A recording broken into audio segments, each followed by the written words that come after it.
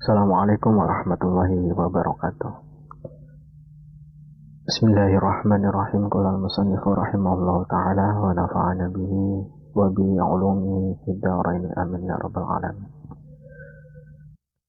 Empat musuh utama anak cucu Nabi Adam. Yang pertama adalah dunia, yang kedua adalah nafsu, yang ketiga setan dari bangsa jin, dan yang keempat setan dari bangsa manusia.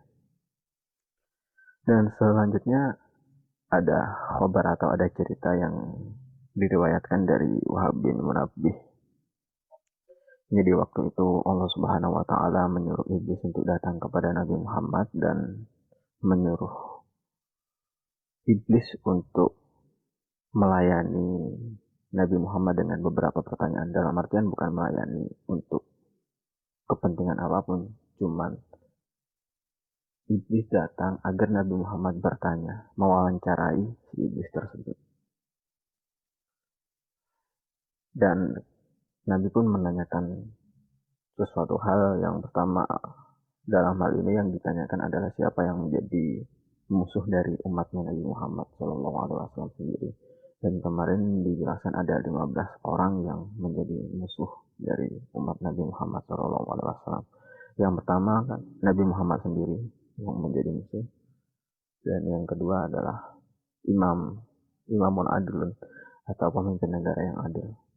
Karena memang untuk mencari pemimpin yang adil ini mungkin bisa dibilang susah-susah gampang ya. Karena kita juga nggak bisa mengetahui kapasitas keadilan suatu pemimpin untuk menilai hanya keadilan ini atau amanah menjadi pemimpin sendiri yang menjadi tanggung jawab ya dia dengan Allah Subhanahu wa taala sendiri. Dan yang ketiga adalah orang kaya yang rendah hati dan mau memperjuangkan hartanya untuk kepentingan Islam. Jadi ada yang namanya jihad itu bisa wajah itu di amwali wa anfusihim sabilillah. Jadi bisa berjihad itu dengan harta, Jadi berjihad dengan harta itu bagaimana ya? Memperjuangkan hartanya untuk kepentingan Islam. Dan yang ketiga adalah pedagang yang jujur. Jelas ini banyak sekali. Ada beberapa riwayat yang mengatakan pedagang untuk pekerjaan wa ahlallahu bai'a wa harrama riba. Jadi Allah menghalalkan jual beli dan mengharamkan riba. Dan di sini langsung disinggung jual beli itu halal, yang nggak boleh cuma riba. Jadi riba itu melebih-lebihkan harga atau memainkan timbangan dan sebagainya. Dan yang kelima adalah orang alim yang khusyuk ketika sholat. Ini seperti dalam surat Al-Ma'un. Ara'aital ladzi a'udzu billahi minasyaitonir rajim. Ara'aital ladzi yukadzibu bid-din. Fadzalikal ladzi yad'u yatim wa la yahuddu 'ala ta'amil miskin. Fawailul lil musallin alladzina hum 'an sholatihim sahun. Jadi khusyuk dalam artian khusyuk ini bisa menghadirkan Allah dalam sholat kita. Jadi sholat, pengertian sholat sendiri adalah komunikasi. Cara komunikasi kita dengan Allah Subhanahu wa taala. Dan di surat Al-Ma'un sendiri fawailul lil musallin. Kenapa fawailul lil musallin? Kenapa neraka wel itu untuk orang-orang yang sholat? Wailun itu artinya neraka, lil musallin untuk orang-orang yang sholat. Alladzina hum an sholatihim sahun. Jadi untuk mereka yang sholatnya sahun, tergesa-gesa. Nah, makanya di sini sangat dianjurkan untuk khusyuk ketika sholat. Karena ini juga menjadi benteng kita agar iblis atau setan susah untuk menggoda kita. Dan yang keenam adalah orang mukmin yang mau berkata tentang kebaikan. Jadi mau mengajak kepada kebaikan dan mau memberikan nasihat untuk kebaikan-kebaikan. Dan yang ketujuh adalah orang mukmin yang penuh dengan belas kasihan, memberikan pertolongan ketika ada saudara yang kesusahan, ketika ada tetangganya yang membutuhkan. Dan orang yang ketujuh adalah yang kedelapan, orang yang mau bertaubat dengan bersungguh-sungguh. Karena bisa dibilang kalau kita misalnya tobatnya hanya sekedar untuk menggugurkan suatu dosa dan setelah itu kita tobat lagi, kan artinya sholat terus maksiat jalan, atau bisa dibilang tomat lah, tobat maksiat, jadi masih tobat sambel, jadi masih ngelakuin maksiat, tahu-tahu tobat terus maksiat lagi, dan seperti itu. Dan yang ke 9 adalah orang yang mau menjaga diri dari hal-hal yang haram, dan ini juga bersambung dengan beberapa riwayat yang wasiat yang diberikan kepada Ali bin Abi Thalib, bahwasanya hal-hal yang halal itu sangat sangat sangat berpengaruh kepada diri kita, dan sehingga Nabi sendiri juga menganjurkan agar kita memakan hal-hal yang halal supaya hati kita lebih mudah untuk menjalankan kebaikan, supaya iman kita juga lebih kuat. Dan itulah kenapa kita harus menjaga diri dari hal-hal yang haram. Dan yang ke-10 adalah orang yang menjaga kesucian dirinya dari hadas atau dawamul wudu. Dawamul wudu ini bisa dibilang ini sangat susah sekali, karena harus benar-benar kita istiqomah, kita menghindari tidak bersuci. Jadi dalam artian gini, misalnya kita wudu untuk melakukan sholat, setelah itu sampai setelah selesai sholat ternyata kita batal, walaupun tidak ada kepentingan untuk ibadah, kita tetap menjaga wudu, kita tetap wudu. Itulah yang dinamakan dawamul wudu, atau menjaga kesucian dirinya dari hadas. Dan yang ke-11 adalah orang mukmin yang gemar bersedekah. Jelas ini kalau untuk sedekah banyak sekali untuk perintahnya.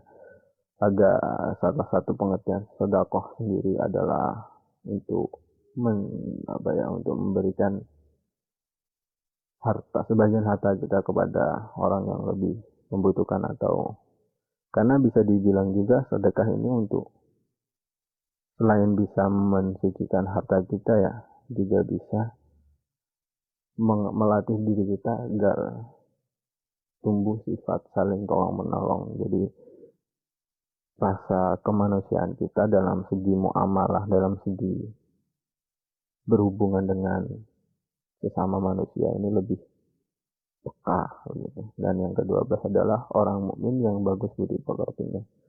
Jelas ini Nabi Muhammad sendiri pun innama bu'istu liutamima makarimah akhlak. Jadi Nabi Muhammad sendiri juga sudah mengatakan dalam hadisnya bahwasanya aku diutus untuk menyempurnakan akhlak. Jelas ini budi pekerti sangat-sangat dianjurkan, karena dari ada beberapa riwayat lain, al-adabu fauqal ilmi, jadi budi pekerti atau adab itu di atas ilmu. Jadi walaupun kita secara keilmuan mungkin dalam artian kurang begitu menguasai, alangkah lebih baiknya kita lebih menunjukkan ke budi pekerti kita yang baik atau adab kita yang baik, sehingga kita bisa dipandang seseorang bukan orang yang enggak berwawasan, tapi lebih kepada orang yang sopan gitu. Dan yang ke-13 adalah orang mukmin yang bermanfaat kepada yang lain. Gitu. Memang kan banyak sekali ini yang dirasa sebagai dirasa sebagai cita-cita sebagian orang memberikan manfaat kepada orang lain. Siapa sih yang enggak ingin bermanfaat kepada orang lain? Khairun nasi anfa'uhum linnas. Sebaik-baik manusia adalah yang bermanfaat kepada sesamanya, kepada sesama manusia. Dan yang ke-14 adalah orang yang menghafalkan Al-Quran dan menjaganya. Itu jelas karena Al-Quran sendiri adalah kitab suci Allah Subhanahu wa Ta'ala yang diwahyukan kepada Nabi Muhammad, dan menjaganya sebenarnya dalam menghafalkan Al-Quran ini mungkin bisa dibilang banyak sekali ya, banyak dalam artian banyak sekali, nggak merata gitu, tapi hampir bisa dibilang banyak yang bisa menghafalkan Al-Quran, tapi dalam menjaganya ini benar-benar sangat susah sekali, karena harus benar-benar diulang sehingga nggak lupa begitu.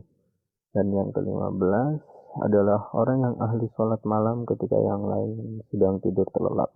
Ini sama seperti ada beberapa hadis juga menjelaskan bahwasanya malaikat itu akan turun ketika orang-orang sedang tertidur lelap dan ada yang terbangun untuk menjalankan sholat sunnah. Dan itulah waktu-waktu di mana doa bisa mustajab atau bisa dikabulkan. Dan salah satu obat hati juga kita bisa menjalankan sholat malam itu. Dan selanjutnya Nabi Muhammad juga bertanya, lalu siapa saja yang menjadi temanmu dari umatku? Iblis pun menjawab, temanku dari umatmu ada 10 golongan. Hakim yang tidak adil. Hakim yang tidak adil ini kebalikan. Ini karena yang namanya hakim atau al-qadi, seseorang yang memutuskan, ini benar-benar harus banget, harus adil dalam memutuskan dan tidak boleh memihak. Balik lagi kepada yang pertama tadi, imamun adilun. Kapasitas keadilan ini bisa diukurnya mungkin dari orangnya sendiri yang memutuskan, atau juga bisa dilihat dari orang lain sebagai pengamat, ini adil apa tidaknya. Dan itu juga masih sifatnya perspektif. Adil, pengertian adil sendiri menempatkan sesuatu pada tempatnya, dalam artian adil itu bukan 50-50 tapi sesuai dengan kapasitasnya. Itu. Dan hakim yang tidak adil ini salah satu golongan yang menjadi teman dari setan itu sendiri. Yang kedua adalah orang kaya yang sombong, jelas riya, ini sangat dihindari karena termasuk salah satu dosa yang kita nggak sadar biasanya kita sering melakukan. Dan yang ketiga adalah pedagang yang curang. Pedagang yang curang banyak sekali yang memainkan timbangan di pasar dan sebagainya. Karena Nabi juga pernah bersabda, tempat yang paling buruk adalah pasar. Kalau di sana masih, dalam artian karena di sana banyak sekali aktivitas-aktivitas yang kita nggak tahu. Bisa saja ada penjual yang bermain curang, ada pedagang yang bermain curang, ada banyak kriminalitas atau semacamnya. Dan di aktivitas di pasar juga bisa dibilang sangat rendah. Dalam artian di sana susah untuk melakukan suatu ibadah, makanya pedagang yang adil itu menjadi salah satu musuh setan yang tadi yang pertama. Memang benar karena pedagang adil di pasar itu sangat susah sekali, bisa dibilang, karena dia akan terpengaruh dengan pedagang-pedagang yang lain yang melakukan kecurangan-kecurangan. Namun ketika seseorang bisa mempertahankan itu, ya dia termasuk golongan dari musuhnya setan. Dan yang keempat adalah orang yang terbiasa minum minuman keras.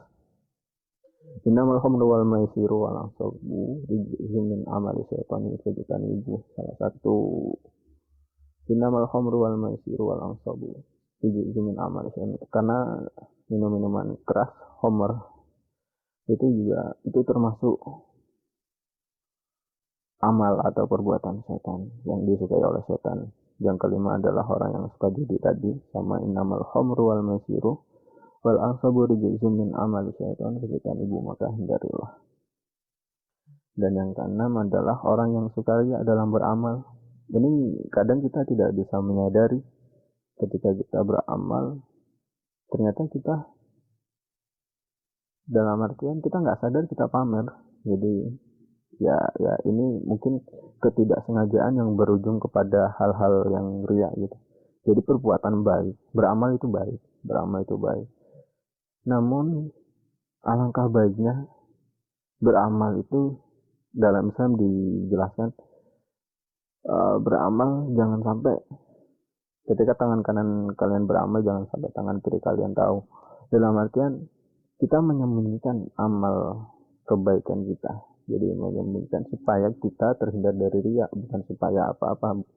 Kalau misalnya ada orang lain yang mengetahui amal perbuatan kita, itu tidak masalah, mungkin bisa dijadikan contoh, bisa dijadikan sebagai panutan. Namun kalau misalnya kita sendiri yang ngomong, aku habis beramal ini, aku habis beramal berapa ratus juta, nah itu termasuk salah satu dari riya. orang yang merampas hartanya anak yatim, jelas ini sangat tidak disukai oleh Allah Subhanahu wa taala. Karena kita dianjurkan untuk merawat anak yatim. Karena dalam perintah Allah salah satu di ayat, kalau kita dianjurkan untuk merawat anak yatim. Dan yang kedelapan adalah orang yang menggampangkan sholatnya. Nah, ini orang yang menggampangkan sholatnya ini kadang kita terlalu sering meremehkan sholat yang berujung akhirnya kita malas-malasan, dan yang ujungnya adalah kita tidak menjalankan sholat. Karena itu orang yang bisa sholat tepat waktu itu lebih baik. Dan orang yang menganggap enteng sholat, perkara sholat itu, karena kita akan terbiasa. Oh nanti deh, ternyata waktunya sudah habis. Ya akhirnya berujung mungkin dia sholat di waktu yang mepet, bisa juga dia meninggalkan sholat. Nah, itu efek dari kita menggampangkan sholat. Dan yang kesembilan adalah orang yang tidak mau mengeluarkan zakat. Ini benar, ini jelas, ini karena dulu ketika setelah Nabi Muhammad Shallallahu Alaihi Wasallam wafat atau meninggal dunia, banyak sekali yang menjadi musuh utama Islam. Salah satunya orang yang tidak mau mengeluarkan zakat, dan bahkan mereka juga diperangi waktu itu. Dan yang ke-10 adalah orang yang suka berangan-angan. Nah, ini mungkin sangat banyak ya dari kita. Mungkin kita bisa hidup di angan-angan kita. Jadi seakan-akan kita berimaji, terus kita mengangankan sesuatu yang indah ya. Terus ternyata memang kalau angan-angan ini adalah bagian dari yang disukai setan. Jadi dari semuanya ini adalah wasiat yang menjelaskan tentang hubungan kita dengan Allah, dengan Nabi Muhammad, dan dengan setan. Selanjutnya tergantung pada kita nih. Kita mau menggolongkan diri kita di mana nih. Ketika kita mau berhubungan dengan setan, ya jelas gitu.